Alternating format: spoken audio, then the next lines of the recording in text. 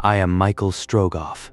If my name still echoes through the gilded halls of St. Petersburg and across the frozen, unforgiving steppes of Siberia, it is not because I sought glory. It is because I made a promise to my Tsar. It began in the summer of 1870. The Tartar hordes, led by the ruthless Feofar Khan, had risen in rebellion. They swept across Siberia, severing the telegraph lines and plunging the vast territory into darkness. The capital of Irkutsk was isolated. Tsar Alexander II summoned me to the Winter Palace. My mission was absolute.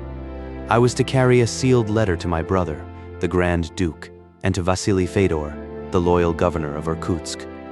The letter contained a dire warning about a traitor within our own ranks, a man named Ivan Ogarev, who had allied with the Tartars to betray the city.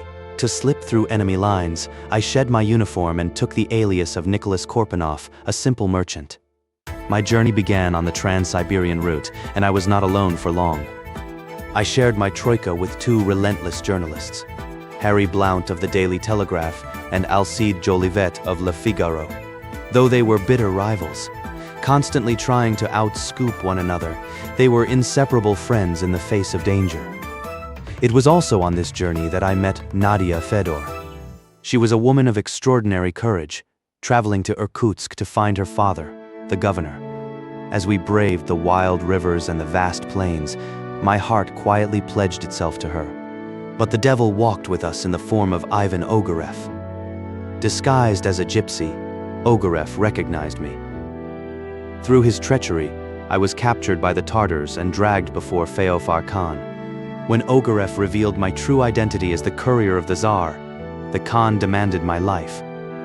But Ogarev, savoring his cruelty, suggested a fate worse than death.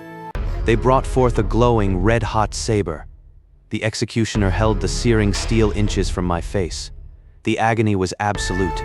The heat scorched my eyes, and the world plunged into an eternal, terrifying black. I was blinded, left for dead. I was found by Nadia. She refused to abandon me. For weeks, I was a broken man, wandering the harsh Siberian wilderness. Nadia became my eyes, guiding me through the freezing nights and the perilous crossing of Lake Baikal. Our darkest moment came when we sought refuge in a village. There, I felt the trembling hands of my beloved mother, Marfa. She had tracked me, hoping to see her son one last time. She wept over my face, calling my name, but I could not see her. I could only feel her tears and hear her heartbreak. It was a torment that forged my resolve into unbreakable steel. I would reach Irkutsk if it killed me.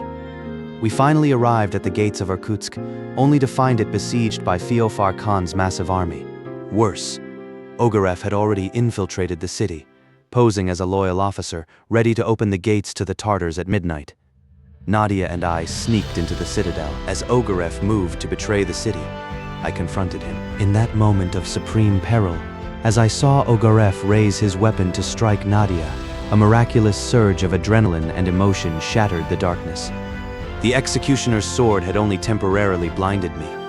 The shock of seeing the woman I loved in danger tore the veil from my eyes. My sight returned. I lunged at Ogarev. We fought fiercely in the shadows of the ramparts, and with a single decisive strike, I killed the traitor. I then delivered the Tsar's letter to the Grand Duke and Governor Fedor. Warned of the betrayal, the garrison sallying forth, catching the Tartars off guard and routing Feofar Khan's army into the freezing night. Siberia was saved. I delivered my message, I defeated the traitor, and I won the heart of Nadia. They call me a hero, but whenever I look back on that journey of fire and ice, I know the truth. I was merely a courier, driven by duty, and guided through the dark by the love of a good woman.